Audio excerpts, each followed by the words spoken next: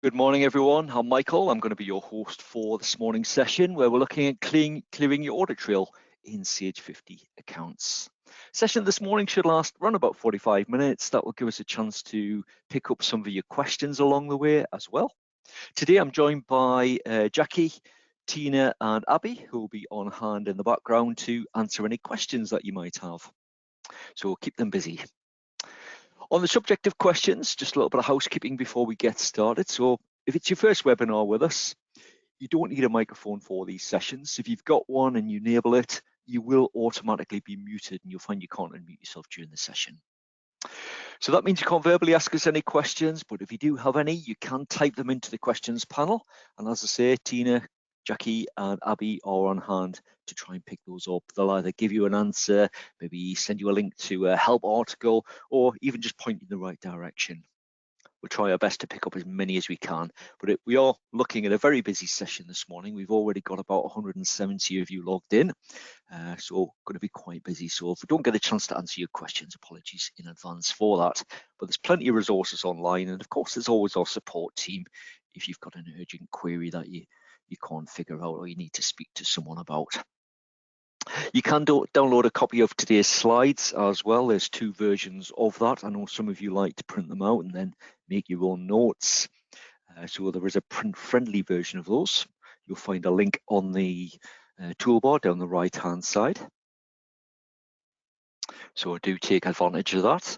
And also later on today, you will receive a follow-up email, and that follow-up email will include a number of links. So if you need a bit of a recap on anything that we cover, you'll be able to watch the recording, common questions and answers from today's session. Not all of them, but some of them will be made available via Sage City as well. And also you'll still be able to download the handouts as well. So links are provided. If you've missed any other sessions previously, that maybe you think, oh, could have attended those as well, then recordings are available, and also on the email there'll be a link so you can register for other webinars as well. And I'll tell you more about some of the sessions we've got planned in a little bit later on in the session. Right, let's get cracking. So this is what we're going to be covering today. So a little bit of background as to what the Clear Audit Trail option actually does. A lot of confusion surrounding that, thinking it's going to do a lot more than what it actually does. So we'll just explain that, what it does and doesn't do. We'll explain the criteria that transactions need to meet before they can be cleared. Maybe steps that you need to look at before running Clear Audit Trail, just to make sure that you clear as much as you possibly can. We'll run through a demonstration to show you how easy it is to actually clear the audit trail. So actually that's probably going to take next to no time on my set of data that we got today, quite a small set. And then I'm going to have a bit of a recap at the end as well. So after we run through a demonstration, the common one is, why haven't my transactions cleared? So I'm going to have a bit of a recap on maybe some of the criteria that we talk about at the beginning. So what to look out for. So it's quite common, people will run through Clear Audit Trail, no preparation whatsoever, and then just think, well, I've cleared it, why have I still got all those transactions? So we'll have a bit of a recap on that one at the end. And then right at the end of the session, we'll just explain a little bit more about the additional support and also pick up as many questions as we can as well. So we'll keep your questions coming, anything and everything, just pop them into that questions panel, which you should see in the bottom right-hand corner of your screen. If you can't currently see that though, just click your little icon on your toolbar. It's the one that looks like the speech bubble containing the question mark. Should expand the panel and you've got the box to start typing into. Now you won't see all of the questions and answers that we get today. We'll try and sort of pick and choose, because it can, when it's a big session, it can get a little bit distracting when you see all the questions and answers being published. So we'll pick and choose which ones you will see.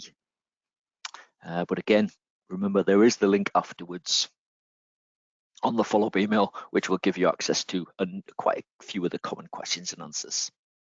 Now, if you have downloaded a copy of the handouts, some of these links will work for you, but the information is easy to find within our help center. So do use that if you do. You know, it might just save you making any notes on the session. Anyway, we'll get started. So we'll start with Clear Audit Trail and what it actually does. So quite simply, the clear audit trail option, it removes transactions from your audit trail. So when you go into your transactions list within your software, you've got all your invoices, your credits, your bank payments, receipts, journals, etc. So it will remove transactions from that list, known as your audit trail, that meets specific criteria. We'll come on to the criteria in a moment. Now, when transactions are cleared, it will, if necessary, post an opening balance journal. Now, you would only see these opening balance journals against any nominal ledger codes. So if let's say you're in a position where it can remove £1,000 worth of debits, but £800 worth of credits, when it removes those transactions,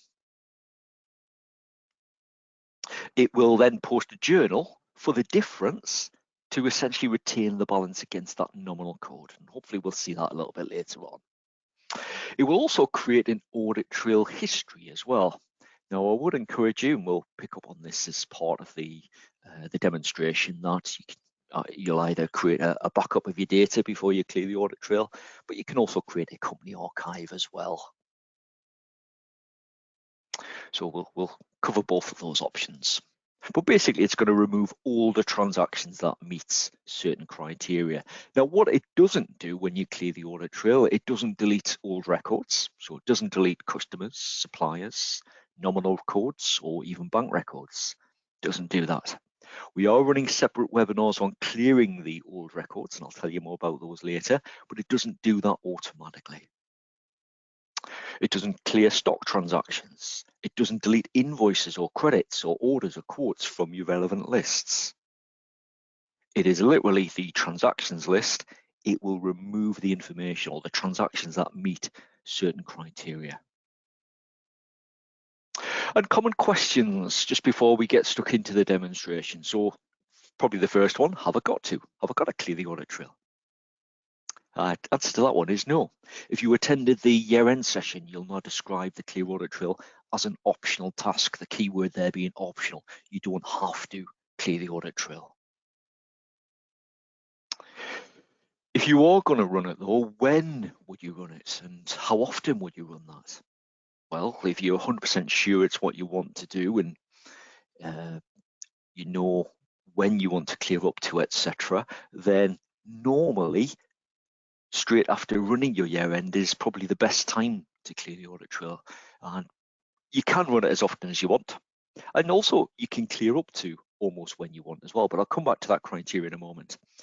But you can run it as often as you want. You might sort of choose a date and it follows you through. So every time you run a month end, you might clear to a certain date and that sort of follows you through historically. But again, commonly, if you are going to clear it, you probably run it once a year and you would do it immediately after running your year end. But the key word there, though, is it is optional. There are pros and cons. Obviously, the advantages is the less data you have, the smaller your backups are going to be. I suppose the quicker that checking your data, that's going to be that little bit quicker. Running reports, probably that little bit quicker as well. So efficiency-wise and performance-wise, you're probably going to see some sort of improvement. The downside, though, is that by clearing your audit trail, it does mean that you're removing your history. So you're getting rid of all the transactions. Now, we're bound to get some comments saying, well, you know, I need to keep my data for X number of years. Yes, you probably will. So that's when you must think about, are you sure you want to get rid of it? If you need to keep your history, don't clear your audit trail.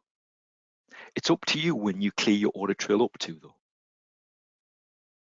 So there are pros and cons, and that's something you will need to weigh up. Right, okay. Let's have a look at the criteria then. So when we're talking about clear audit trail, first thing it's going to prompt you for, and you'll see this in the demonstration in a couple of minutes, is that you will clear up to a certain date, and you will specify that date. Now, for a transaction, the first element of the criteria is for a transaction to be cleared, is that it must be dated on or before the date you specify. Now, you can't clear up to a date within your current financial year or sort of into the future. It doesn't let you do that. So you can specify I suppose any date prior to your current financial year. But it's how far back do you want that history to go? We'll consider that in a moment as well. So that's the first element of the criteria, and probably the most important one. The transaction must be dated on or before the date that you choose. Obviously, it must be dated prior to your current financial year, as it won't let you specify a date in the current financial year beyond it. The transaction must be marked as fully paid. So if it's an invoice, it's got to be flagged as fully paid. It can't be part outstanding or even fully outstanding. Even if it's prior to the date you specify or on the date you specify, it's got to be flagged as fully paid. If it's a bank transaction, it must be bank reconciled. If it's VATable for your particular VAT scheme, it must have been included on a VAT return, so it must be flagged as having been reconciled. If anyone has CIS enabled in your software and it's a CIS transaction, it must be flagged as having been CIS reconciled, so it must have been included on a CIS return. And if anyone has enabled the charities option within the software and it's classed as a gift aid transaction, then it must be flagged as being gift aid reconciled as well. Probably quite unusual, the CIS and the gift aid, but not as commonly used in the software, but it's still part of that criteria. And then finally, this is something that may catch people out, and one of the reasons we recommend you have maybe a bit of a tidy up. If a transaction is allocated, all linked transactions must meet the above criteria as well. So we're talking about, let's say you've got an invoice and a receipt. It can only get rid of the invoice if the receipt also meets the above criteria. Now, not all of that criteria will be applicable to every transaction, but any that are matched together, it must meet that criteria. Now, I'm going to give you a quick example of this before we run through a bit of a demo of actually clearing the audit trail as well. So let's say we've got an invoice dated in December 2021. It's £100. It's flagged as having been paid. It's not a bank transaction, so it doesn't need to be bank reconciled. It's a VATable transaction, and it is VAT reconciled. Now, if we were clearing the audit trail up to the end of December 2021, then looking at that invoice, it looks like it meets all of the criteria. However, the receipt paying off that invoice is dated in January 2022. It's not bank reconciled. So again, if we were clearing up to the end of December 2021, the invoice meets the criteria, but the allocated transaction, the receipt in this case, doesn't meet that criteria, and therefore the invoice would not be cleared from the audit trail when you run through that process. So that's something to be aware of, and it's one of the reasons we mentioned a little bit about tidying up your accounts and allocating transactions together before you try to run through clear audit trail. You can run it multiple times though, so if you did run clear audit trail and you think, oh, I've still got some transactions and they haven't been cleared and it's because transactions haven't been allocated together, you can always allocate them together and run through that process again, even up to the same date as you specified.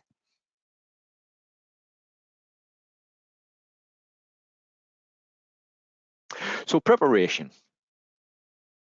Check your data. Sounds obvious that one, but check your data. Probably something that you're doing regularly anyway. Back up.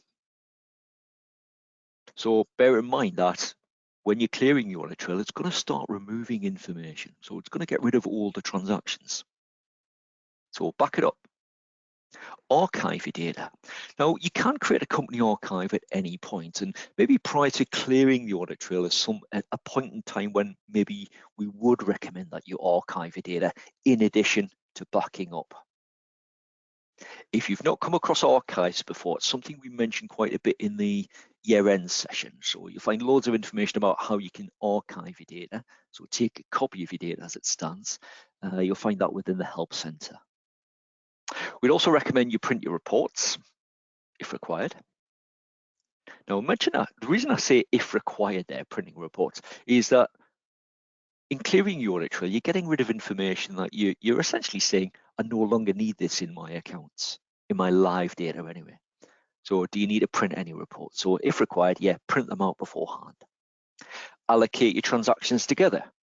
So are you in a position where you've got maybe a customer that has an invoice and a credit note, but they're not matched together?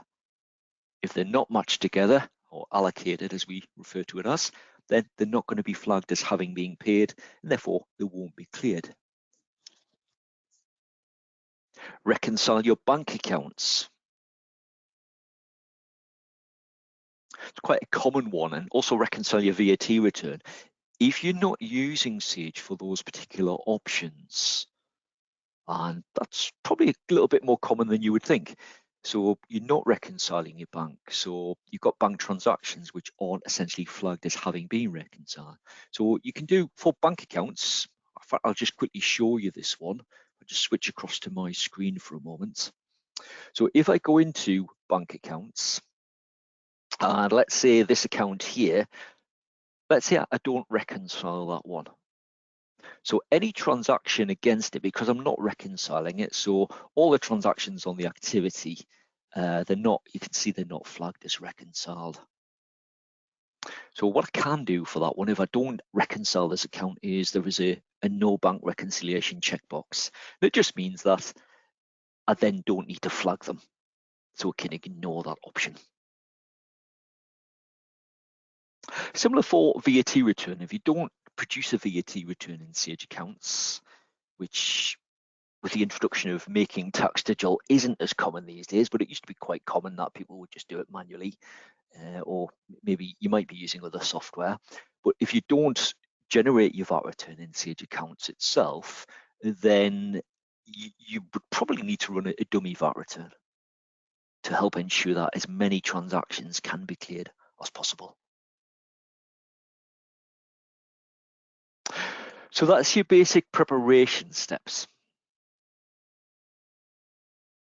Let's just pop back to the slides. So check your data, make sure you've got a backup. It should prompt you to do that as part of the clear audit trail anyway. Print reports if required, allocate your transactions together where necessary, just to help ensure that as much can be cleared from your audit trail as possible. Reconcile your bank accounts, or switch off the reconcile option if you don't reconcile a specific account. And also make sure your VAT returns are reconciled. Now, because you're going to be, if you are using Sage for the VAT return pro option, then because you're going to be clearing to a historic date, you nearly guarantee you'll have done the VAT return for that period. Anyway, let's move on. We're now going to run through a demonstration just so you can see what that looks like, but a couple of tips on there. And again, I must stress, clear audit trail is optional. You don't have to do it. So a couple of things to consider. Are you sure you want to clear your audit trail? So do you appreciate what's going to happen by that? So do you need that history? When should you clear up to? How far back do you need your data to go? It's quite common that people will, obviously, you've got to have your current year's transactions on there because you can't clear your data up to, or clear your audit trail up to a date within your current financial year. So you've got to always have your current year's data, but how far back do you need your live data to go? You're nearly guaranteed that as soon as you clear your audit trail, even if you clear it to say 3 years ago, probably within the next week, you'll probably have a query for some activity that you've actually cleared. So when do you need to, how far back do you need your data to go back to in your live company? So have a good think about those first before you clear the audit trail. If in any doubt, just don't clear it. Right, so let's run through a bit of a demonstration. You can see what the clear audit trail option looks like. So we'll go back to my screen, we'll close out of that bank record. As you can see at the moment, if I just pop into transactions, go right down to the bottom, I think the last thing I did on this set of data is run a year end on it. So at the moment, we've got transactions going up to, well, I've never cleared the audit trail on this set of data before, but I've currently got 4,847 transactions, which is in Sage 50 accounts terms is next to nothing. So a tiny data set, this one. So just shy of 5,000 transactions. So to clear the audit trail, and you will need your other, if you've got colleagues that use Sage as well at the same time, you will need them out of this company. So I go into Tools, Period End, and first option in there is Clear Audit Trail. So it just gives me the standard sort of confirmation window because I've got some other windows open. Just click yes, it'll close them. And then it's going to bring up the Clear Audit Trail wizard. Now, depending on your version, this Clear Audit Trail option may look a little bit different. This is a fairly new option, this option at the bottom. So if you're not, I think it's introduced on version 28. So if you're not version 28 or 28.1, you won't see this section. You'll just prompt you for a date instead. But again, it mentions on the Clear Audit Trail about the criteria, that it's only going to remove transactions if they're dated on or prior to the date that we're about to specify. It must be flagged as fully paid, must be bank and VAT reconciled. Also, the transactions must be allocated. So allocated transactions must meet that criteria. It catches quite a few out, that one. So in my case, the financial year on this set of data starts January 2022. It's suggesting that I clear the audit trail up to the end of December 2020. So what that would mean is that I've got all of my current years, my current financial years worth of transactions, plus I've got all of last year's. But again, it's up for you to decide how far back you need your live data to go.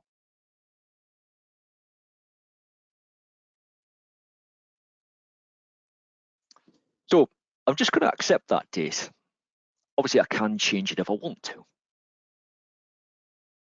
But I'm going to run up to the end of December 2020. So I've got all of 2021, all of 2022, and obviously if I've started keying in transactions for 2023, I would have those in my data then as well. Now this option is the newer bit, this one. So I can actually say, so that option I showed you a moment ago where I went into the bank record and I said, actually, I don't want to reconcile this one. I've got those options presented to me within the within the Clear Audit Trail area.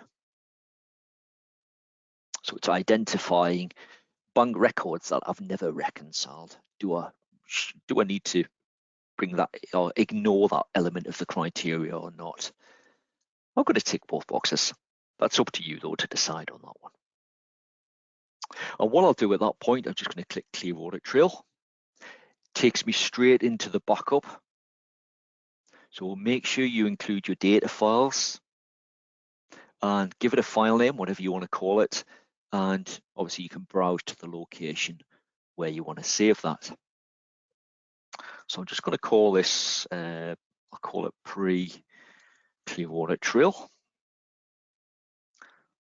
I'll pop today's date in as well. So what's it today? The 17th of Jan.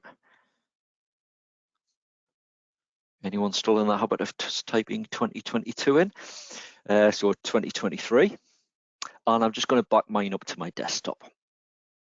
So I'm going to back up my data files, giving it a file name so I can recognize what that backup relates to. And I'm just choosing to back up to my desktop. So we'll just OK that. As usual, you are prompted, would you like to check your data before you back up? I'm going to choose yes. Mine's a tiny data set. So it's nearly instantaneous when it runs through on mine. So no problems to report on data files. OK, that one. If you did have any errors, warnings, or comments, if you ever come across those, you can just flick through the various tabs. It'll tell you what they are. Links will be provided as well. So if you've got errors, it will tell you whether it's fixable or not. And warnings or comments, you'll provide with a link at the bottom so you can find out what those warnings or comments relate to and what you need to do about them, if anything. But no problems in my case, so I'll just close. It runs through the backup at that point. Again, really quick in my example.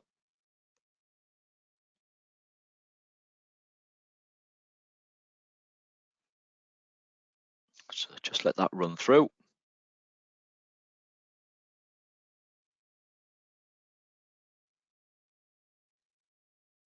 Always takes longer when you're waiting, even when you're on a webinar as well. It seems to take even longer when you're sat there watching it.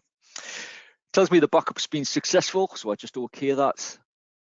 And then you can see the progress bar at the bottom of its re-indexing and removing transactions, etc. Now it's telling me in my instance, the message, and obviously the more data you have, potentially the longer that's going to take. I'm just using a quite a small set of data. It's local, it's held on my hard disk, so it is really, really quick. But it's telling me 841 transactions have been removed from my audit trail. And I do get an option to view the transactions that are being removed. All I need to do, just click OK to that one. It'll run that report. Now, bear in mind the information it's got rid of. You're saying, right, well, I don't need this in my live accounts anymore. So you might want to print it, you might not. You might even just, right, I'll export this and save it as a PDF document, for instance. I'll just pop it on the desktop as well.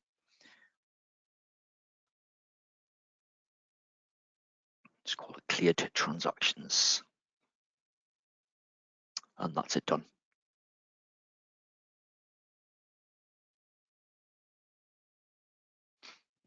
Right, okay, let's just close out of that.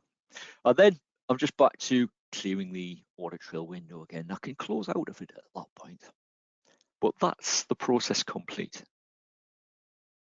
So all we did was we went into Tools, Period End, Clear Audit Trail, and we worked through this option. Now I'm not presented with a bank accounts option this time because I've obviously I ticked the boxes last time. So I've enabled that little checkbox to say I don't need to reconcile these bank accounts. But that's how easy it is to clear your audit trail. So nice and simple. But the key is think first, are you sure you want to clear it? And also consider how far back do you need your data to go to? So when do you want to clear your transactions up to?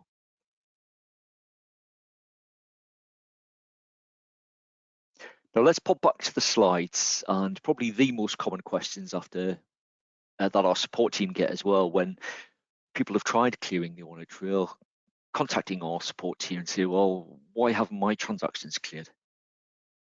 So really, it comes back to that criteria that we talked about at the start of the session. But a good way to track it down is make a note of the transaction number. So if you're looking, probably the best place to look is within the transaction screen. But make a note of the transaction number, highlight that transaction. You might be looking at a customer activity, make a note of the transaction number, get into the transaction screen, find the transaction, check that criteria. You'll probably find it something obvious. So very unlikely it's going to be the date. Might be staring you in the face that it is the date, but very unlikely that one. The one that normally catches people off, number that catch people out is the bank reconciliation, not actually having it flagged. The transaction maybe not flagged as having been fully paid. So that's where we come to match the transactions together to allocate them. Or maybe a linked transaction doesn't meet that criteria. But if we quickly pop back to my desktop, and we'll pop into the transactions list, and I'll just find an older transaction. Right, let's go way back. Actually, let's just drag the slider up, and we'll find some transactions that haven't cleared. So let's just pick on this one. So we got a sales invoice. It's dated in 2017. So yes, it is prior to the date that we specified. So why has it not been cleared?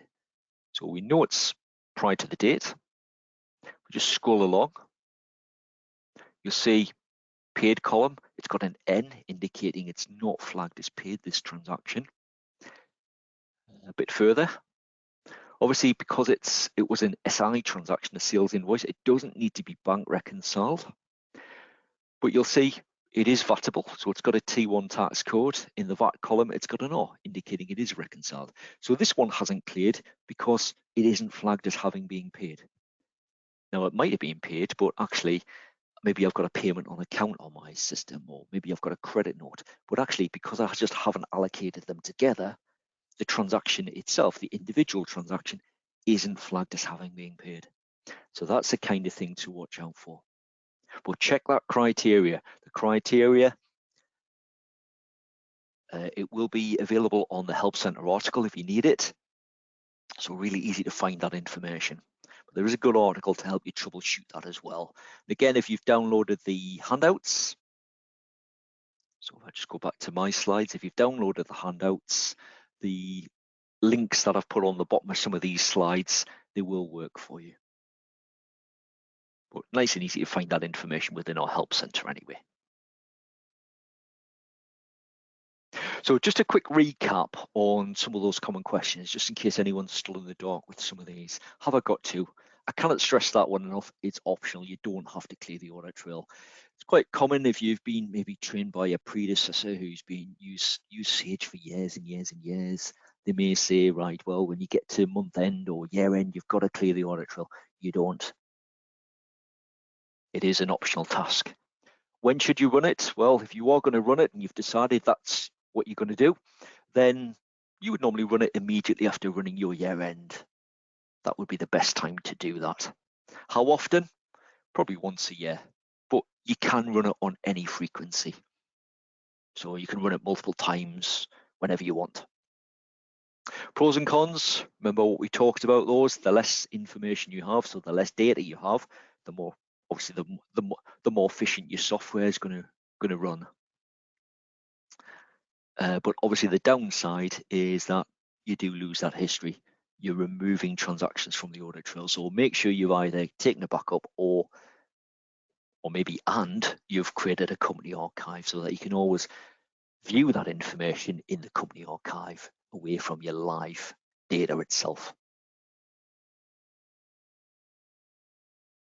Now that brings us to the end of the demo of clearing the audit trail. And I did mention at the beginning about what does clear audit trail not do. So clear audit trail doesn't remove your old stock records. It doesn't remove customers, suppliers, nominal codes, bank accounts.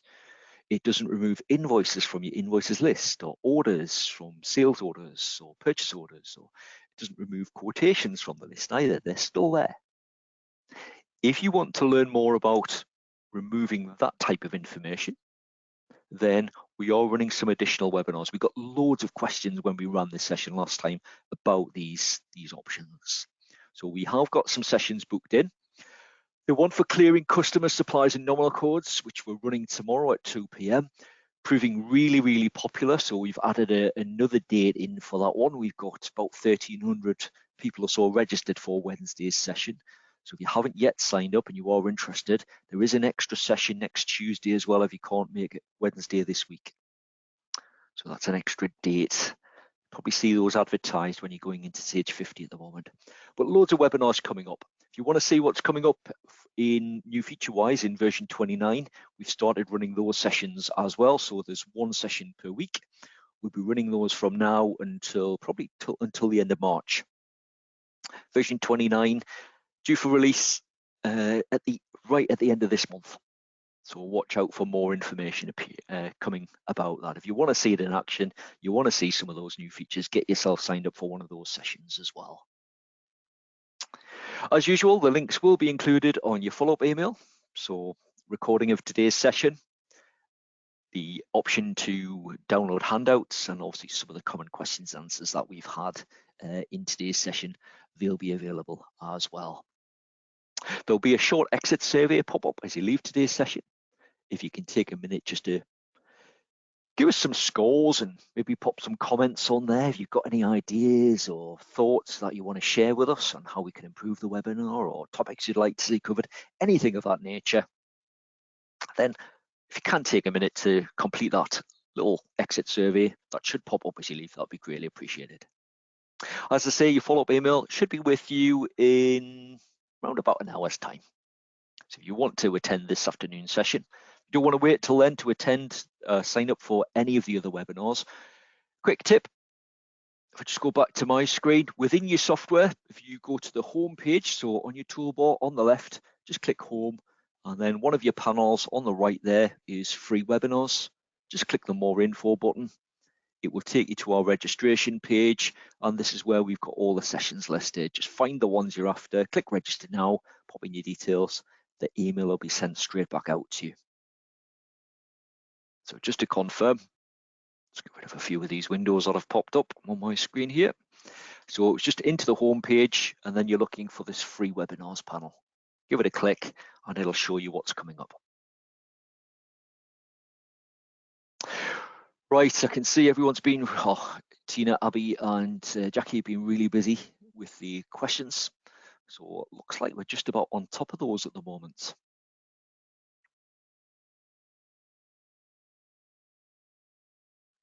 So I'm just going to give it a couple of minutes just to give them a chance just to finish off those final few questions. If you don't get an answer to your question though, please have a look at the information in our help centre, and otherwise get in touch with our support team. They can discuss that with you. Some of you will probably have very specific queries, or maybe you need a little bit of help investigating maybe why your transactions haven't cleared. So if that is the case, do get in touch with our support team. But I think we're just about up to date with all the questions there. So we'll end the webinar at that point. So once again, many thanks for coming along. I hope you have enjoyed it and found it useful, giving you a bit of a more of an insight into the clear audit trail, and maybe you've decided, actually, it's not for me. Maybe for those of you that do it, maybe think, actually, give me a bit more confidence when I'm coming to run it, that I know what I'm doing now and understand it in a bit more detail. So many thanks, take care, stay safe, and hopefully we'll see you on some of the other sessions. Many thanks.